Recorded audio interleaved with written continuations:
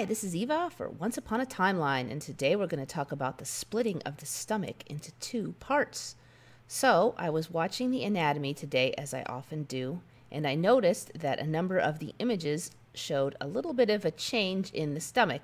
Now, we've all seen changes in the stomach where it lays down now. I've been watching this big area up here grow. I mean, it used to be kind of a sac with a tube straight down and a tube at the bottom. So it was a real simple little creature. Now it is much more complicated. So what I saw was these bulgy areas. Now this here is where the intestinal tract starts. So why are these bulgy areas on the bottom of the stomach? I have not seen that before.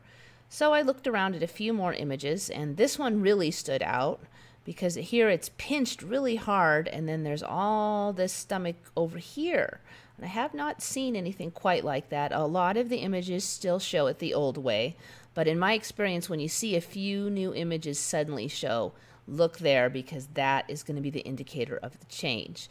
Okay, so here it is saying that this area here is called pylorus of stomach.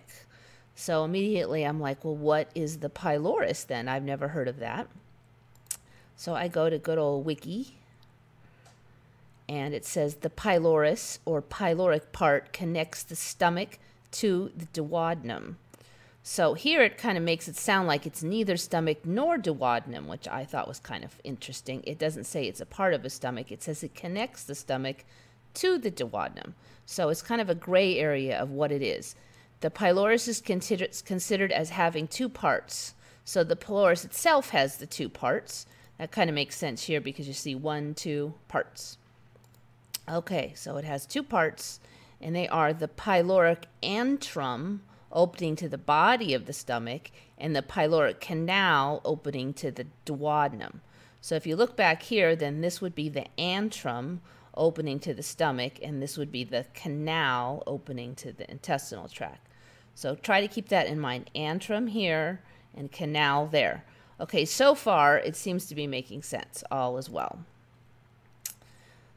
The orifice is surrounded by the sphincter, a band of muscle called pyloric sphincter. The word pylorus comes from Greek. The word pylorus in Greek means gatekeeper. All right, so let's talk about the sections. The pyloric antrum is the initial portion of the pylorus. Okay, that makes sense still. It is near the bottom of the stomach. Okay, that makes less sense because you start looking at here, and I guess you could still say it's near the bottom of the stomach here, but if you look in this one, it's the bottom of the stomach is way down there, and the pylorus is up here. So there's quite a bit of variation about how these are being drawn. This image here is actually from the Wiki article. Okay, and then the pyloric canal is the opening between the stomach and the duodenum. So now they're saying it's just the canal that's not the stomach. That's a little bit confusing, but it gets more confusing because if you start looking at the images over here, all right, so the antrum is supposed to be over by the stomach. But if you look on this image, let me expand it and see if my computer won't expand it. Oh, there we go. Okay, here's the antrum. The antrum's supposed to be by the stomach, but over here it's way off over by the intestinal tract. They're calling this the pylorus. This is the antrum. I don't know where the canal went. There is no pyloric canal. And then over here, they're calling this the pyloric portion. So that's kind of confusing because that doesn't even follow what the Wiki says that this is linked to. So that's pretty strange. Okay, so as I go along, I see that none of this is really cohesive at this point. Okay, so let's look at the Britannica.com Science for Anatomy. And it says pylorus is a cone-shaped constriction in the gastrointestinal tract that demarcates the end of the stomach and the beginning of the small intestine. Again, this is a little bit vague. Is it intestine? Is it stomach? What is the pylorus? The main function of the pylorus are to prevent intestinal contents from re-entering the stomach when the small intestine contracts and to limit the passage of large food particles. Now this is interesting because this definition for the pylorus really sounds like it's just for the pyloric sphincter. I mean, what do all these other blobs of stomach do? Because this is what the sphincter is basically doing. The internal surface of the pylorus is covered with a mucous membrane lining that secretes gastric juices. Beneath the lining, circular muscle tissue allows the pyloric sphincter to open or close, permitting food to pass or be retained. So it kind of sounds like the whole pylorus is in charge of just opening and closing that sphincter. I find that a little hard to swallow, if you'll pardon the pun. The sphincter remains in an open or relaxed state 2/3 of the time, permitting small quantities of food to pass into the duodenum, the upper portion of the small intestine. When the duodenum begins to fill, pressure increases and causes pyloric sphincter to contract and close. So there was one more interesting thing in here. Okay, so let's look at a few more images and see if we can figure this out. Here's another image. This one is confusing because the wiki was saying the pyloric antrum was over by the stomach, but here we have it again over here by the pyloric orifice, and then they have this pyloric vestibule here, and another image that was being called the pyloric part. Okay, let's look at another one.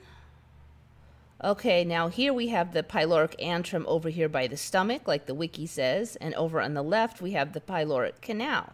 So this is kind of like what the wiki said, and then the intestines are over here, but it makes the whole thing look like kind of an intestine and not so much like a stomach. So there's another version.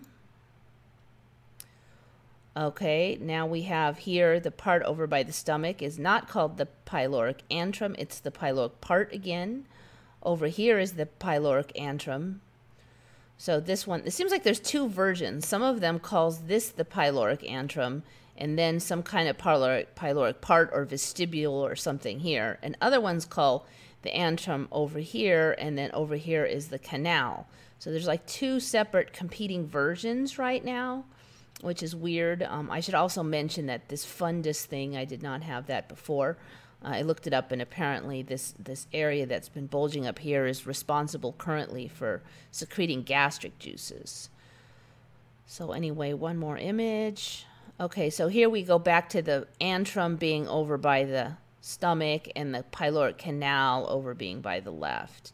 Okay, so there seems to be two competing versions of the anatomy right now. I was not able to figure out which is which. I'm figuring that this will straighten itself out eventually.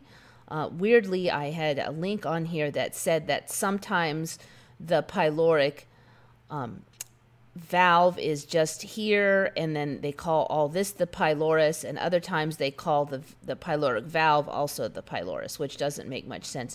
Strangely, I swear I had that window up, and it's gone now when I'm making this video, so I don't know what's going on. But I think the point is that I'm trying to make is that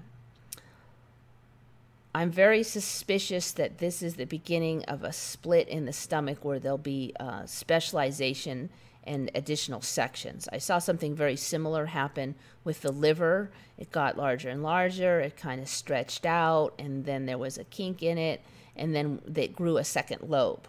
So I am thinking that the stomach may be in process of doing something similar. These are the first images that have it. There was nothing like this even a couple weeks ago. So I think that the division is going to be right here, and this is going to be eventually a separate section or somewhat separate or specialized section of the stomach. This is Eva signing off for Once Upon a Timeline.